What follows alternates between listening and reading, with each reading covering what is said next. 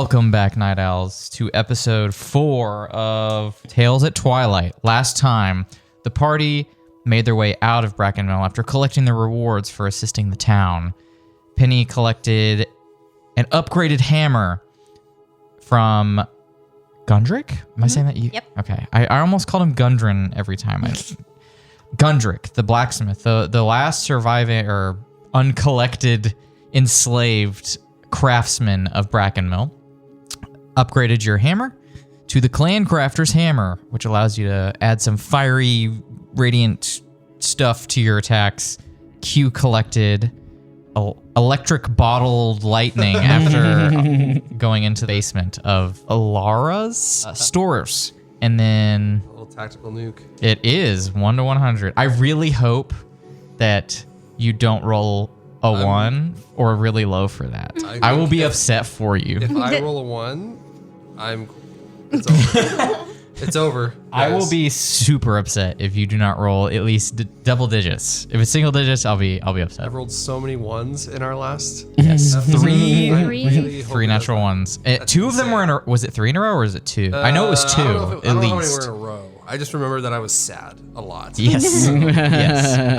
And to get onto that, like going into the next part of the story, Thistlefoot was able to kind of initially feel out the vibes of the forest as he walked the town before everyone went to sleep, and it was spooky. It was spooky, and an unnatural sadness and depression emanated from it and kind of affected you and Hugh. And when I say kind of, it did affect both of you when you entered the forest in search of Willow, the deerfolk who escaped, rumored to escape, the bandit fortress. And you guys fought some emotional nightmare creatures. Emotional damage. Yes, emotional damage. But after making it through that fight and seeking out the ruins that were within the forest, you saw depictions of different bird folk reaching out on the walls, some stories being told. The carvings were very old and hard to read, but you gathered a couple of things of information on what they were, and the last being the full pantheon of the Amaranthine gods, with a couple of them changed here and there.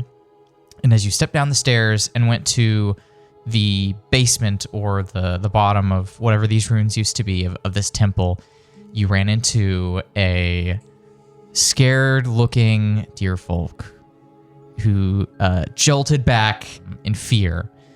And that is where we were last night. What time of day is it? It is hard to tell because there's no light here, really. Y'all left around mid-morning, so it's sometime in the afternoon, probably. It's been a lot of stress. Yeah. And it's an unnatural darkness in here. And Q can see perfectly fine for the most part. Good eyes. Is Willow like sitting around a fire or just sitting there in the dark? Yes, the flickering light that you guys saw was a campfire, so I guess we'll just go ahead and jump back in. You guys find Willow. They look up at you. You can see they're wearing like pretty basic cloth garments, a vest, some little shorts, a necklace with some bones on them hanging around their neck.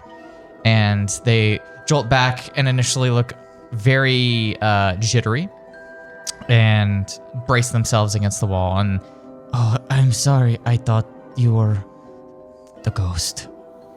The ghost? Yes, there's something here. Are you a ghost? I'm not a ghost. Okay. I don't think so. Anyway. They relax a little bit. Thistlefoot comes beside Q and like pokes him. No, not a ghost. Okay, that is good. Roll an insight check, Q. First roll. Come on. It's not a natural 1. Well, that's good. Hold on. Don't celebrate yet. It's still low. It's 6. That's a deer. All right. Got a bone necklace. Maybe that's an egg. The Willow looks at you all, and seems almost comfortable a little bit, reassured. I was expecting you, actually. I sound a bit crazy probably, but I was... Is it okay if we join you by the fire? Please join me, Willow. Oh, Thistlefoot. Thistlefoot puts his hand in his palm, gives a little polite bow. And Q does not bow. He just walks into the fire. He's like, I'm Q. Nice to meet you. Nice to meet you. Hi, I'm Penny. Hi, Penny. as we begin sitting around the fire, Thistlefoot puts his pack down and begins getting out his coffee grinder and pot and some cups, and begins making some coffee for us. Maybe we don't give the He seems a deer little panicky here. coffee. Thistlefoot makes coffee. Okay. All right. He does do that. You said you were expecting us?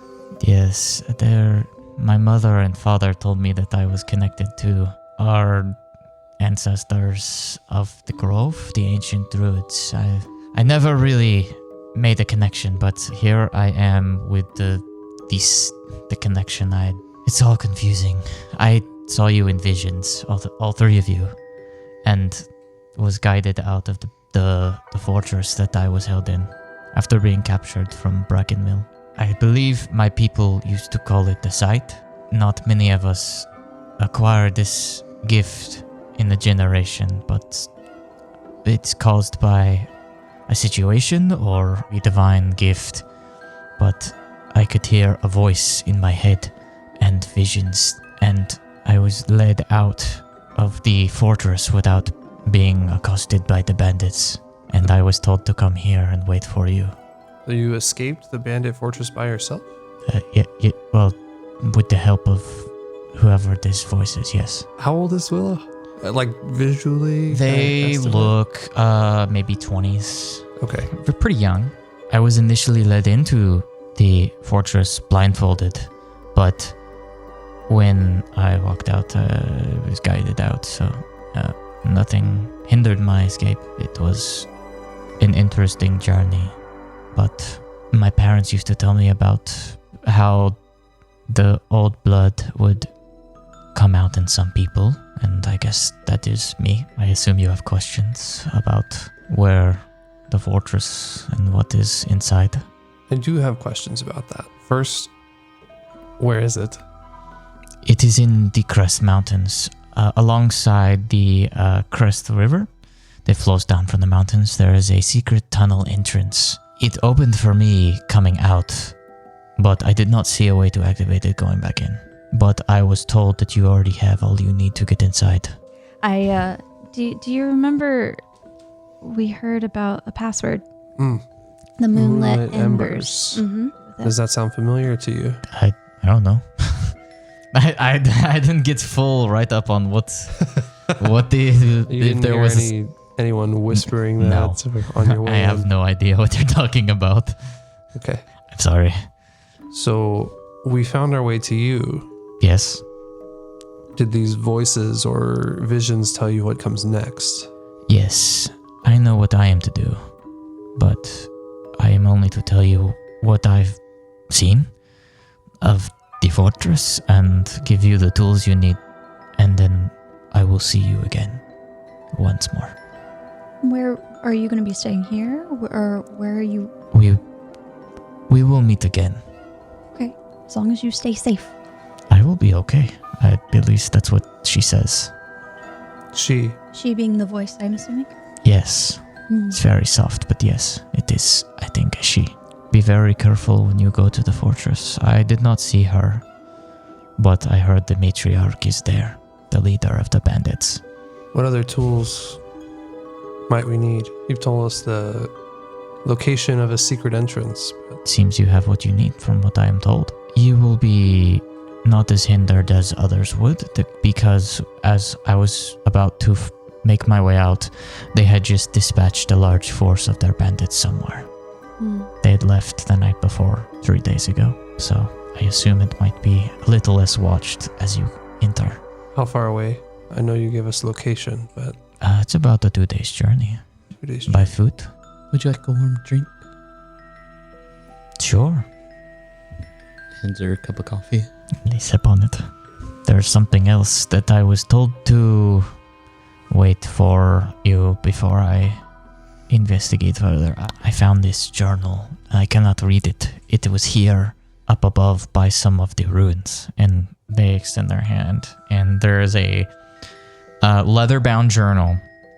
Looks very, very old. A lot of torn pages, stained, but just a leather clasp that's already undone.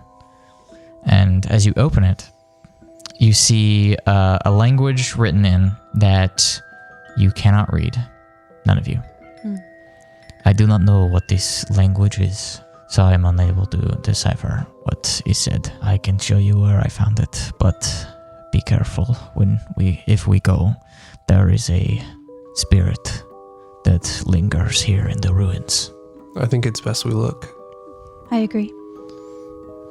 Q will put the journal in his pouch, in his apron.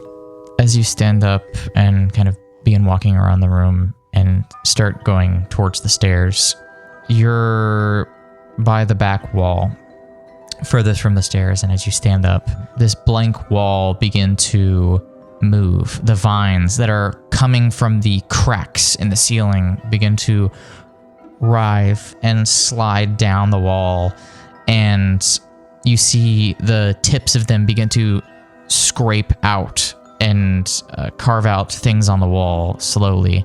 And you see chips of rock falling and dust kind of flies up. After it grows silent and in like a couple of seconds, you see a new inscription on the wall. There's chipped out like stars in the sky on the top portion of the wall. A depiction of a bird folk extending their hand towards the center of the wall with what looks like tears dripping down their eyes, and a small spherical indentation in the wall is scraped out. Does this mean anything to you, this new inscription? No, I had not seen anything like this before. The inscriptions on the rest of the wall on the way here look old and hard to read as they've chipped away by weather, time, age, but these look very crisp and new. Q is going to run his hand along the new inscription, sort of press his palm against where the spherical indentation is. Just feeling for any kind of like markings or maybe committing that to memory. Yeah, nothing happens as you run your hands over it. It seems that it reacted to y'all's presence as you got closer to the back wall, almost as a reaction. The vines retracted back to their resting place of where they were, and they don't move again. The spirit that you said did this, is this the same spirit that's up above where you found this journal that you warned us of? I don't know. I have no idea. And I guess we better find out. Q's going to keep walking. Willow leads you up the stairs towards the back of the ruins, the opposite side of where you entered at, passing by the stairs that lead down to where you just were. More crumbled walls with unreadable, unrecognizable images and iconography. There is a single monument little wall that remains. It looks like it's been cut in half. You can see the bottom portion has some depiction of something, and the top half of the slab is over right behind it. And as Willow leads you forward, he stops, and there's a floating mist that kind of materializes by it and floats over to you. Maybe not bigger than the size of one of y'all's heads. Very small, like a foot across maybe. And it just kind of like idles towards you, and you feel this weird ethereal static as it gets closer to you. And then you hear something speak, but you don't know what it says. And it says, Embaramin harata, ainu lai fanawe, nan mileki von weluwe, undalare, inyaltene. I don't know what that means. No, none of you know what that means. I'm saying that out loud too. I don't know what that means. Yeah, did anybody catch that? I didn't catch that. You said there was like a slab of wall, the top half was like off. Yeah, it's knocked off behind it. On the ground.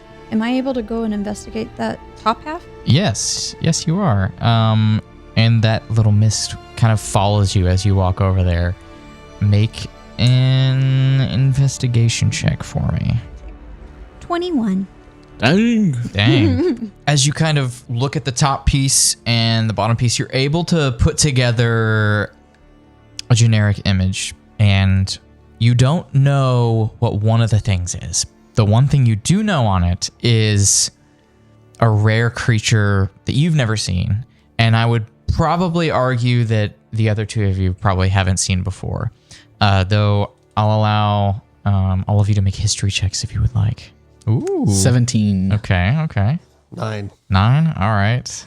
Yes. Can we make less And you intelligence said- checks? So, sorry, just to go back. So you're saying slab is cut in half, and so like the depiction of this mysterious creature is like cut in half. That's what we're seeing, correct? Yeah, pretty much. And it's not for deciphering what it is. It's just knowing what it is what the roll's for. 16. 16. Okay. Thistlefoot and Penny. Sorry, Q. You can recognize, if you choose to go up there with Penny, you'll be able to kind of see this as well. Yeah, but I go up with there is a horse depicted on this tablet monument, but it has one distinct feature that sets it apart from just being a regular horse. It has a singular horn on its head. And from your studies at the monastery and from some of the children's books that were read to you as a child, Penny, you know this as a unicorn, which is like a rare creature. The other thing that is on there is a featureless humble folk. Doesn't look to be bird folk. There's no wings or beak. It's hard to see if there's a snout. It seems to be depicted as very lackluster humanoid featured creature. Bipedal, arms, legs, head, long hair, and they carry a bow in one hand. Ooh. Well, that's a unicorn. Can A anyone what? figure out what that one is? What is a unicorn? It's like a horse and it has a horn and Thistlefoot just gestures to the horse thing. Oh, okay. that's a unicorn. Gotcha. Understood. I think I've heard of those before. They have horns on their head. It's like a horse with a horn or something. Okay. That sounds fake, but He's right here. I've never seen one before, but I've heard so many stories. Oh, this is kind of exciting. I love unicorns. they're supposed to be very rare and have some sort of magical nature to them. Thistlefoot just circles around the monument, just kind of like taking it in from all angles, and also see if there's just anything else that he can see. Give me an investigation check. Okay. That's an 8. As you're looking at the different monuments and stuff, you see at the very bottom of the slab that you guys were looking at, there is a single word that is not lost to time. In fact, you can't read it. It's in a different language. As you're looking at it, it looks to be similarly written to what is in the journal that was found. the spirit is still following us along, right? It's while y'all were looking at it, it is hovering over that little slab. And as you lean down and look at the one word you see, it says Miligi. And it just repeats that over and over. So Thistlefoot is trying to remember any folk or hero stories that might relate to a unicorn or maybe some great hero with a bow. Mm-hmm. Has he come across any of those type of stories or study in the monastery?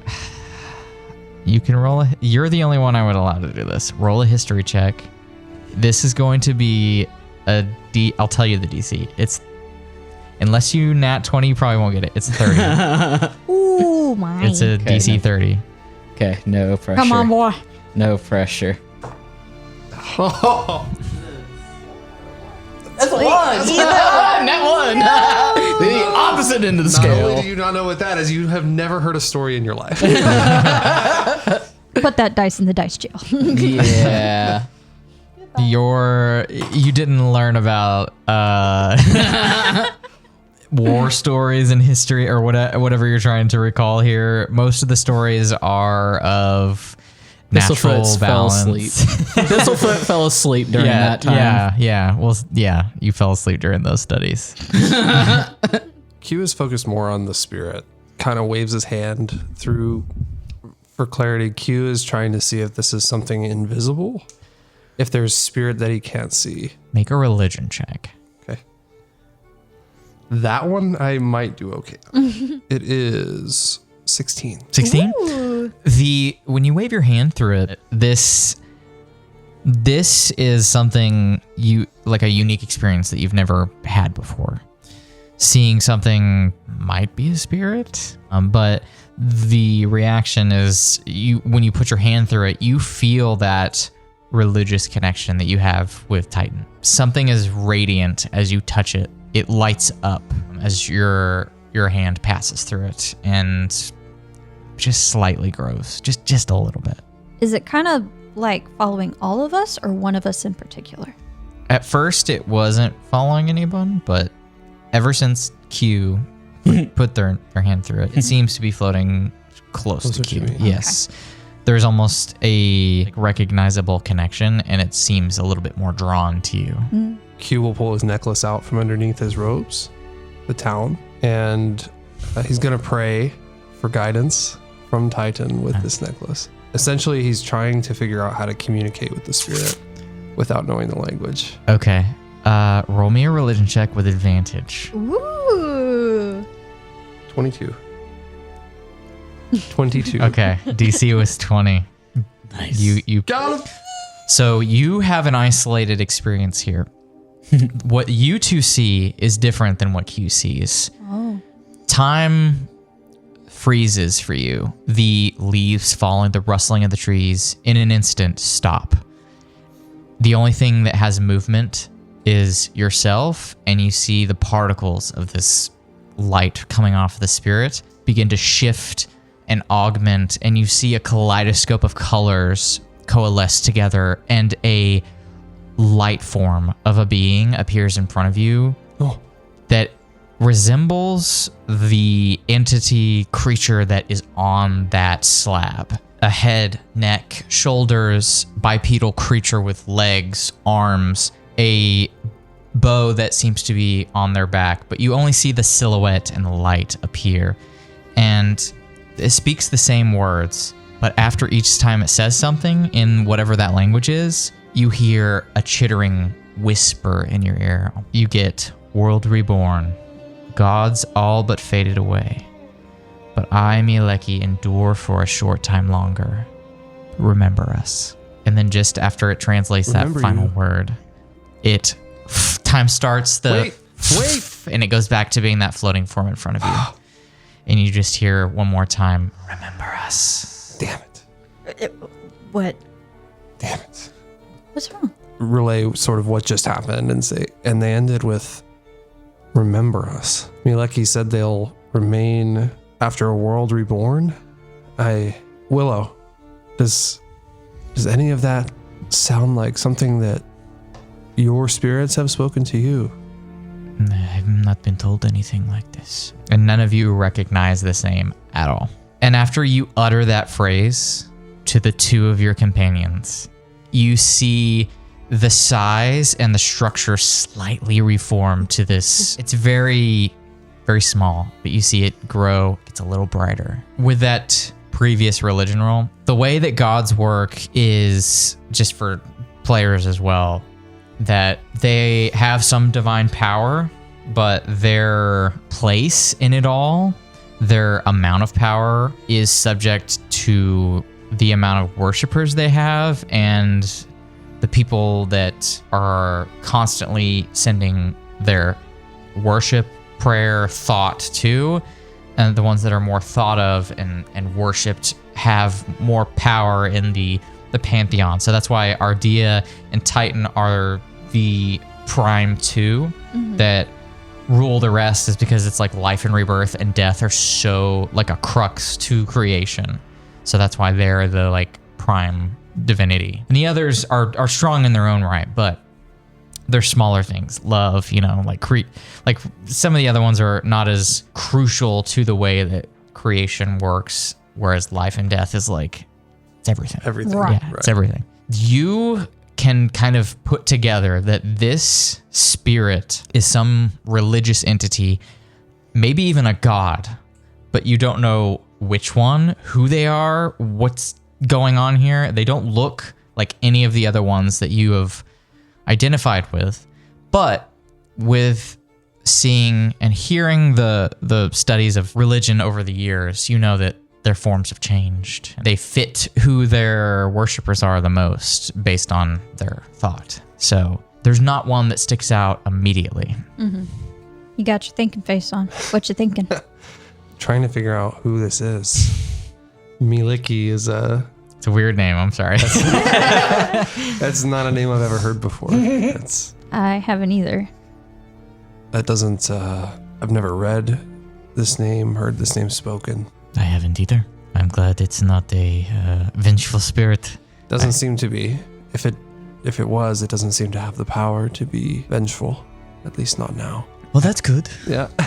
Thistlefoot's curiosity is kind of peaking, and he's keeping an open ear to their conversation, but he also starts circling around this room place that we're in just to see what else he can find. I'll hold it to the other investigation check you did. You do see other etchings on the walls, but they are lost to time. And something that you can figure out from what you saw downstairs and what's up here is the carvings, the thickness of the lines and everything look identical to the way that those magical vines downstairs made the new etchings. Those vines may have made all of these. That's what it looks like, at least from just that point of view of, the lines look the same. Q not knowing what to make of this spirit.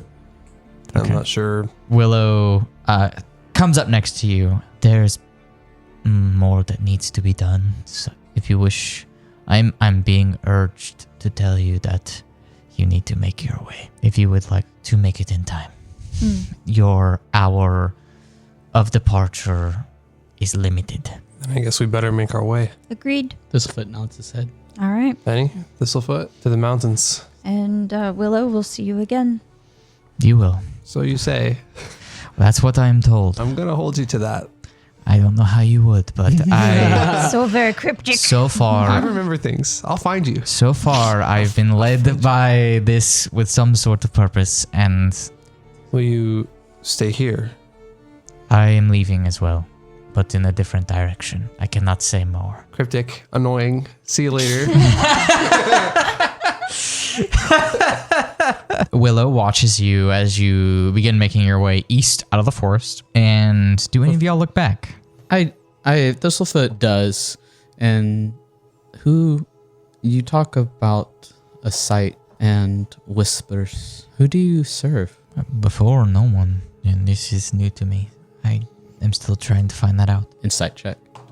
You don't have to. It wasn't purposeful. No, that's fine. It was outside of your dice tray. 14. That's good. They're pretty easy to read. They seem like they wear their emotions on their sleeve a little bit, or hoof. I don't know. I don't know. Do deers have sleeves? No, I mean, this one is a vest, so it doesn't have sleeves, but maybe other. We're not setting a precedent here. It's just you've seen, at least one of you have seen a deerfolk that has sleeves on, all right? So don't come at me with, you They're forgot like about unicorns. vest only deers. They only wear vests. It's a thing.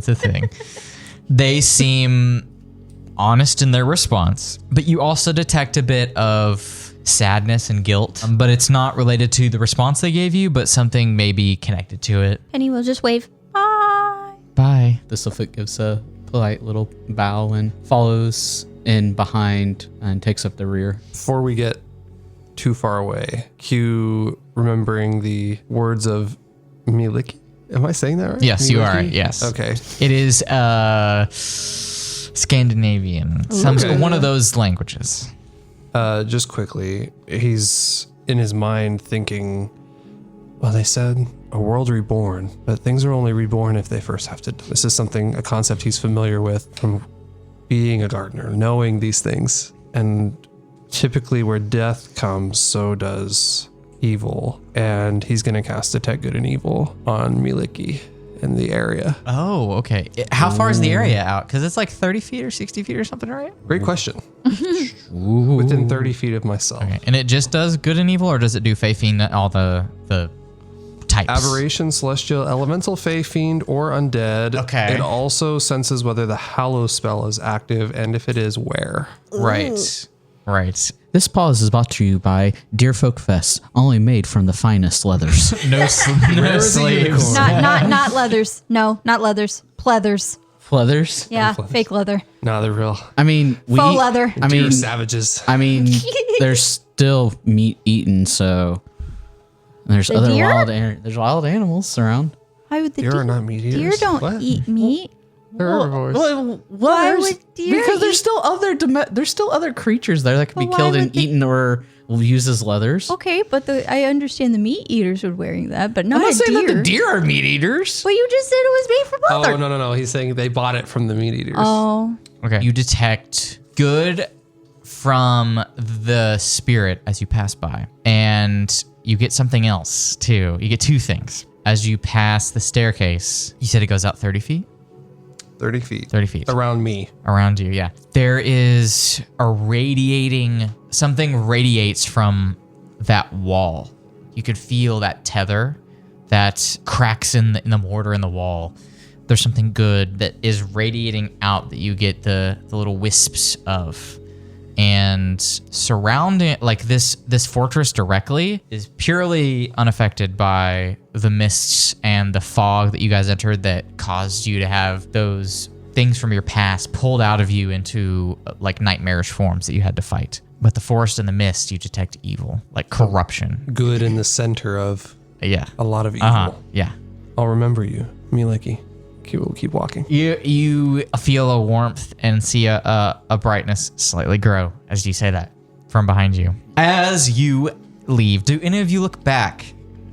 I do. As you look back, you see Willow walking away from the ruins west. And if you're thinking about the map of the world, just so everyone doesn't have to look at the map, that is towards Alderheart.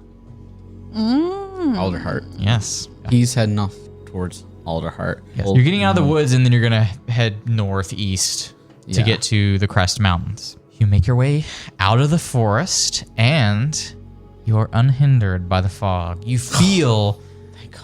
its oppression begin to compress around you, but something keeps it away from you.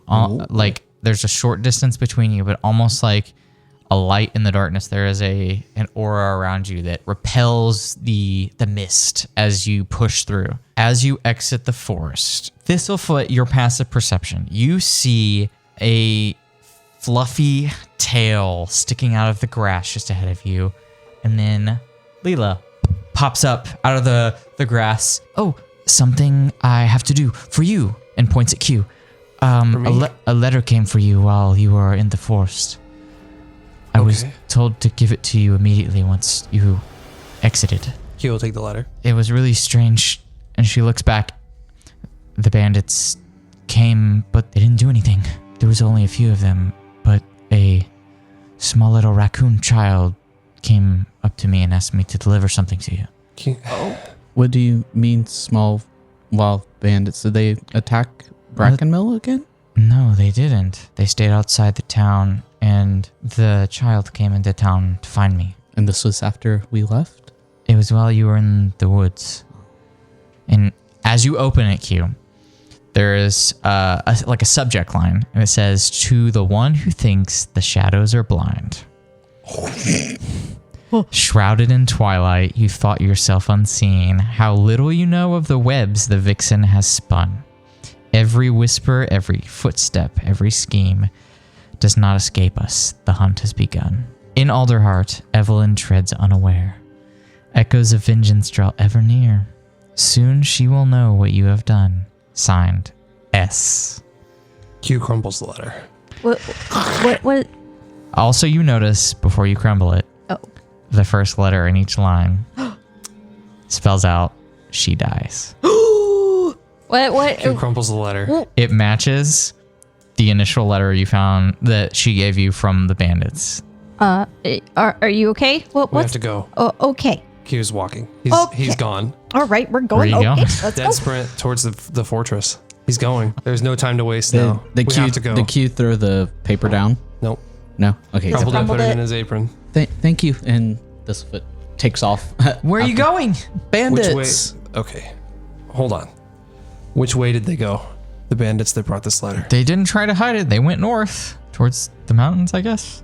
Towards the mountains. That's where we're going. Tell the town that's where we're headed. Let Gundrick know we won't be back for some time. As you make your way north, the forest from the haunted forest kind of stretches north and then slightly goes east, and the bandits roll a survival check. Whoever, I guess it would be you, Q. So you'll roll a survival check. He's leading the pack. I guess are you trying to track them, or are you just going to the fortress? I'm trying to track them. Okay, that determines what you get out of this roll. That is 21. Ooh. 21. Okay. You are easily able to pick up their tracks, and as you're following them quickly, a part of that forest you have to re-enter and cross through as they do. And as you're rushing your way in, a little bit of the ways in, you feel that mist oppressiveness around you again. And you can see the steps of the party of bandits that you're following kind of divert and split up for a second and start to move. They're all moving north, but they split up, and it looks like they've quickened their pace. As you look ahead, you see a body in front of you. As you're moving forward, you see this body, and as soon as your eyes look over it, you feel eyes on you. And I'm gonna need all of you to roll initiative for me.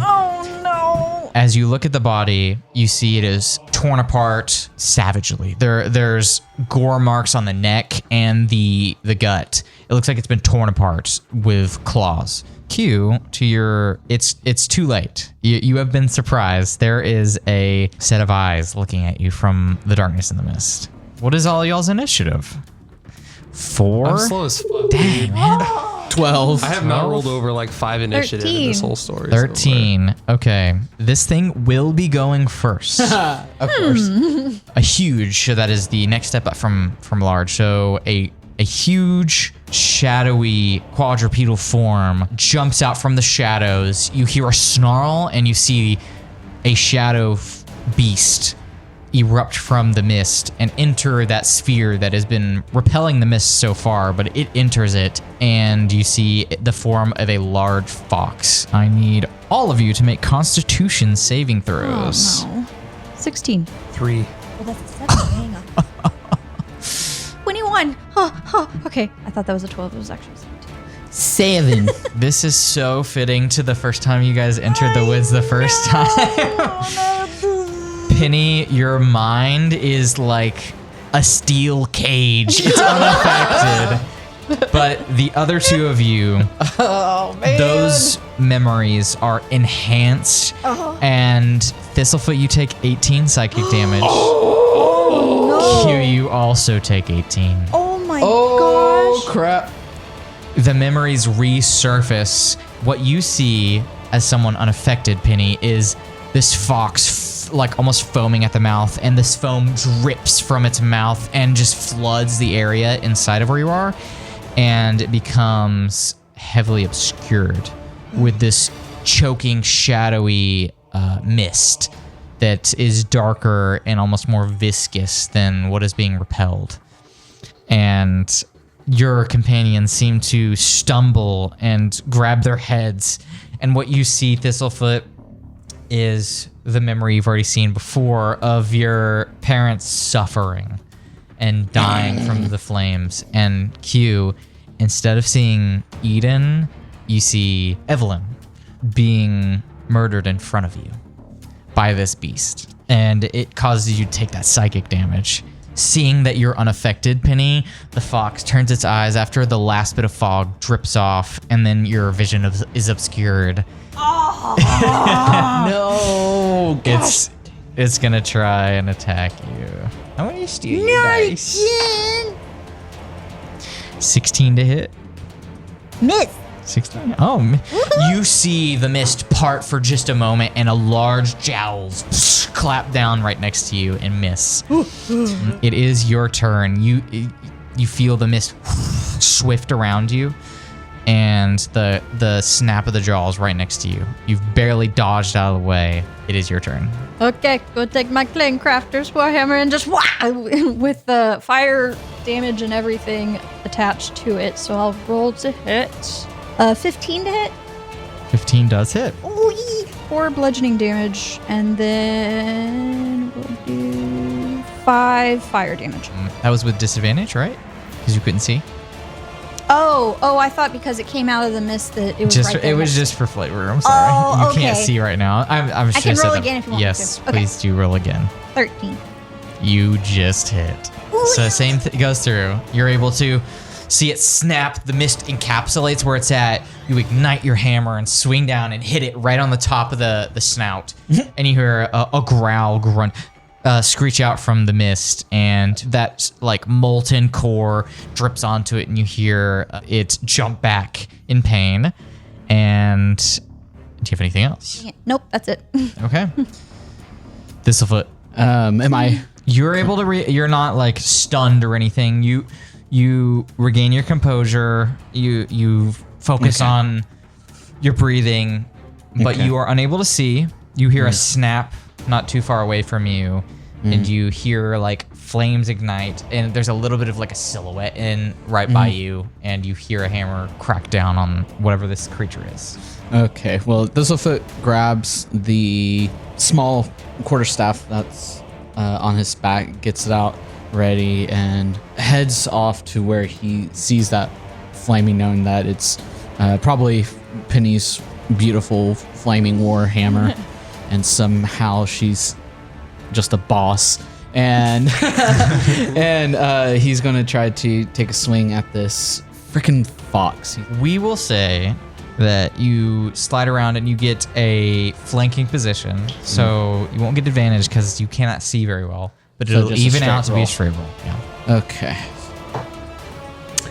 Nat 20 for 25. Nice. Yeah, so you can either double roll the damage dice and double whatever that is, or roll 2 of them. So it's up to you. You just got to double the decide dice. before. Okay, so that's a 2, so 4. Okay. 4, 7. So for 7. Nice. For 7. You crack down your quarterstaff. You were able to hit your mark, hitting that same side of, like, similar area. You hit the side of the face of this shadowy fox. And then for bonus action, I'll use the unarmed strike. Would that still count with the flanking where it's just a straight roll? Straight roll, yeah. Okay. Don't fail me now. Yeah, no, that's going to be 7. 7. That is a miss. It jolts back, and you throw your fist as you whip around your staff behind your back. Throw that single fist, and it just hits air.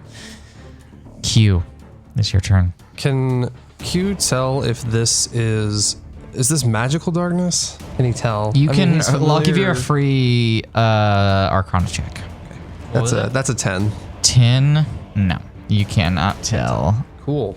Now reliving a memory that hasn't ever happened, Q is going to say a prayer and channel divinity. This time around, he's using Twilight Sanctuary. What does that praying do? for protection in this moment. He says a prayer and presents the necklace around his neck, causing a sphere of twilight to emanate from him. A sphere is centered on me, has a 30-foot radius, and is filled with dim light. It moves with me, it lasts a minute or until I'm incapacitated or die. Whenever a creature, including me, ends its turn in the sphere, I can grant that creature one of 2 benefits. We're going to pick the first one. It's going to grant 1d6 plus 3 temporary hit points. Oh. It says I can give that creature the benefit. I don't know if that means I can like selectively choose these 2 and not the spirit that's attacking Oh us. yeah. Okay. Yeah. I'm assuming because No, the wording is so yes. specific. You that I would. You'd be can. able to choose just your 2 companions. It's going to be 5 hit points. Added for to. 5, 10. both of you. They're temporary. Cool. So Cool. until they are taken from you, basically. And then you get that every time that you end your turn inside the sphere. Basically, kind of like a It passive heal. resets. Yeah, Yeah. that is probably your most powerful feature. Honestly, he's like an aura of health right now. As long as you stay within that radius. Penny, Thistlefoot, come here. Stay close. Okay, stay close. As a bonus action, is gonna cast Healing Word at first level on Thistlefoot. That is gonna heal you for 10 hit points. Oh, sweet Jesus. Healing Word's strong in these rule set. You feel that warmth come over Thank you, and you, you are man. healed. Thank you. The Shadow Beast goes next again, and Just bring it. Just bring it's it. coming for you, Thistlefoot. I'm so sorry. The warmth and healing that it feels, it sees come over you, and it gets infuriated by its wounds being undone by your companion, and it goes after you again. Oh no. Oh, that is a 25 to hit. Oh no. Its jaws Yes. shoot out from the darkness, and it hits you for 11 piercing damage. Oh. And I need you to make a strength saving throw for me. Hold on. Let me do the. Okay. Thanks for those temporary hit You would have points. gone down. Like, what? Probably. Yeah. I would be down. All right. Now, as a mouse folk, I have advantage on strength within 5 feet of an ally who isn't frightened or incapacitated. I'd say you were within 5 feet. What? Since I went. Yeah. Okay. Sure. So I have advantage. Go. Good. Okay, good, because that was one, not one. Okay, 15, 16, 17. That's 17. You pass. As it Thanks, Q. puts its jowls around you, it like tries to death roll basically to fling you against the tree, but you're able to gain your balance, For- immediately recompose. For flavor, Thistlefoot goes with this death roll as the fox is trying to do it to like get out of getting attacked by that death roll, so that way he can dodge it.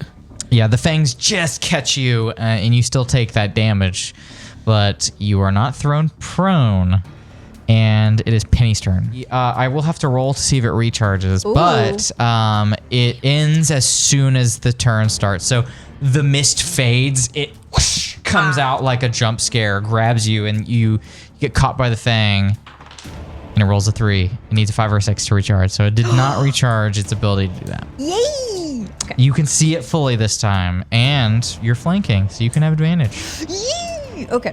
So I'm gonna just try to attack with the hammer straight over my head. Bonk it on the head. Bing bong. 22 to hit. Yes. 3 bludgeoning damage. 4 fire damage. With it being able to be seen, you bring out your hammer and crash into the shadow. It almost separates from your hit, but reforms as you lift your hammer up. This weird incorporeal shadow beast shoots its head towards you, and it looks like it's probably going to attack you next. Don't forget to roll a d6 and add 3 for your temporary hit points. 6. Cool. Thistlefoot, you can see it. You are flanking. You have an advantage. Okay, you I wish. go for neck strike.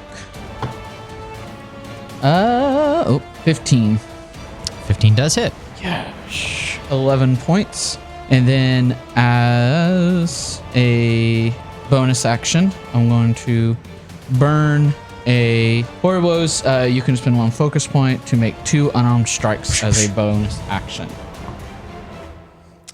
17, Yeah. Oh, yeah. 18, 19, 20. Yes. Yes. Okay, so 16 Oh, plus. You definitely. Its AC is 13. So, okay. 8 and 8. So 16? Nice. You bring down your on quarterstaff. top of the damage with the quarterstaff. Yeah, you quarterstaff hit it on the neck. Its head shakes, and then you bring your fist, flip around your foot, kick it, and its head gets smashed against a tree. The leaves begin to fall, and you see splinters in the side of its face from how hard you kicked it into the tree. It is shadowed now. It's bloodied. I guess. I don't know. Its form is beginning to become staticky, and little wisps of mist are escaping from the wounds you caused. Nice. Q, it is your turn. I don't have time for this. Q is going to cast Guiding Bolt. This is a big jam, hopefully. 4d6. Ooh. At first level, by the way. It's You have to roll a hit first. Oh, yeah. You're right. Oh, sorry, dog. It's big damage, but you got to roll the hit first. 22 to hit. 22? Yes. 13 Okay. AC. Yes. All right. Yes. Q's not happy right now. Well, yeah. All the dice.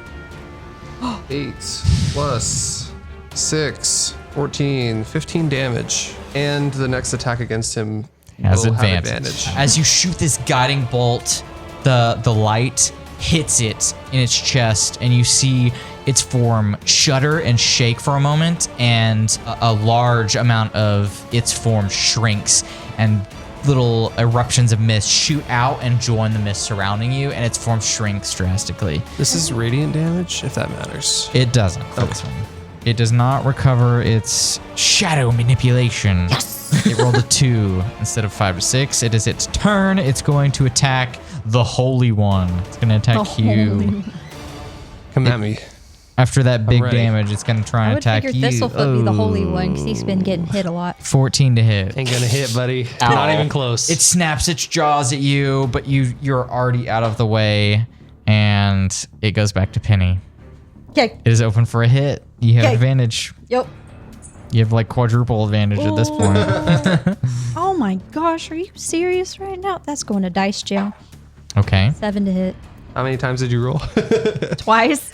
It gets shot out of the way, and it lights up like a beacon, and you're bringing down your hammer, and as it goes to attack Q, it moves out of the way, and your hammer hits the ground next to the body, and you see a singe mark in the grass, and then it becomes... Hang on. Back up. I What? realized what I did. What? I rolled my d6 as my d20. What?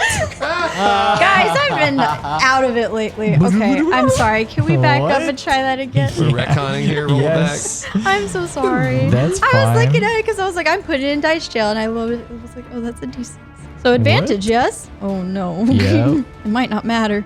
It doesn't matter. All is right in the world.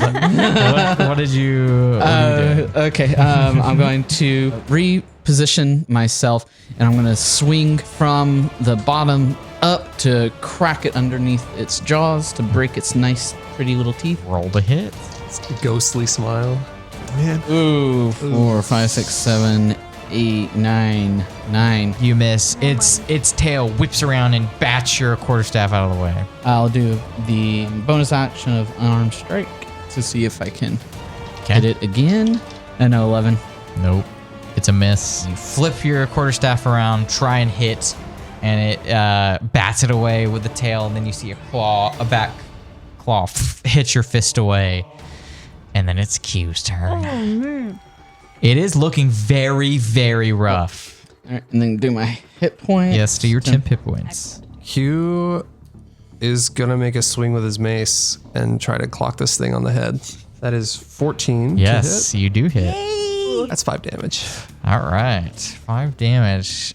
It is on its last leg. You see, as you do an upswing with your mace, some of the teeth Wait a minute. like mist 5 plus- away and shatter. Some of its form shrink again, and teeth, if they were like corporeal, shatter, and some of the mist goes away.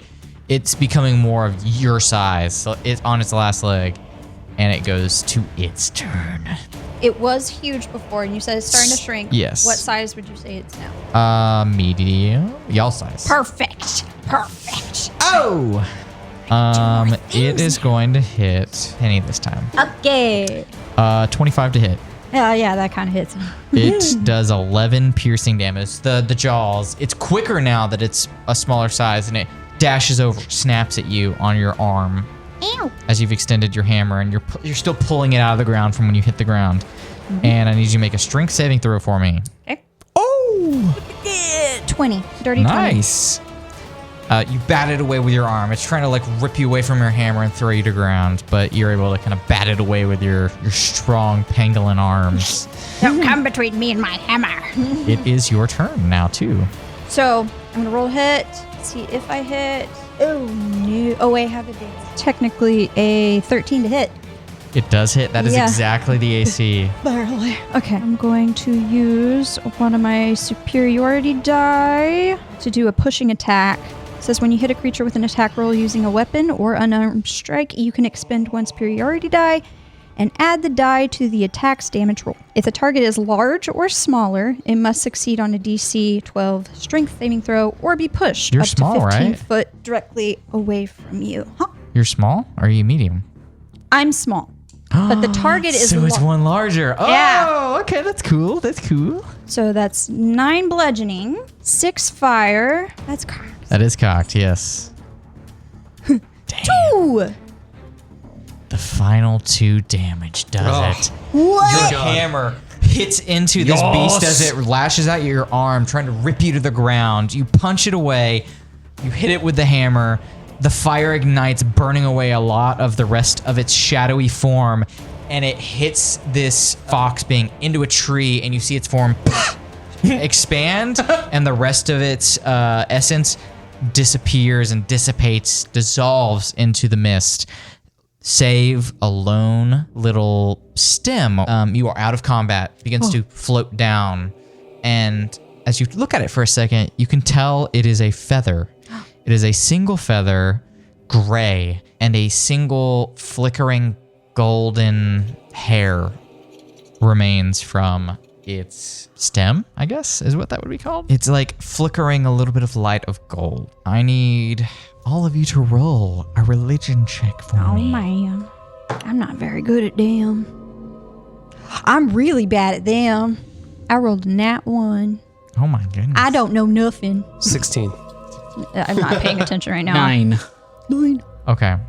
I think it's fitting that Q knows this. As this being is reset into the mist around you, you are driven to go forward, but another connection to some sort of radiance distracts you. You see this little feather falls to the ground with a single bit of hair connected to it.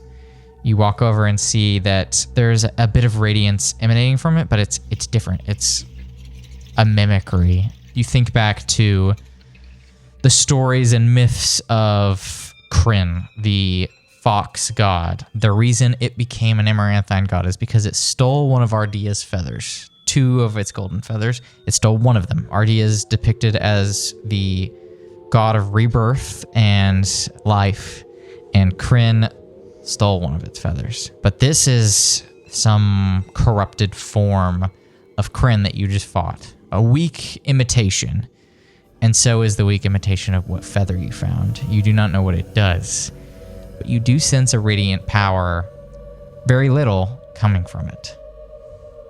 And that's where we'll end this episode. Oh, interesting. Damn it.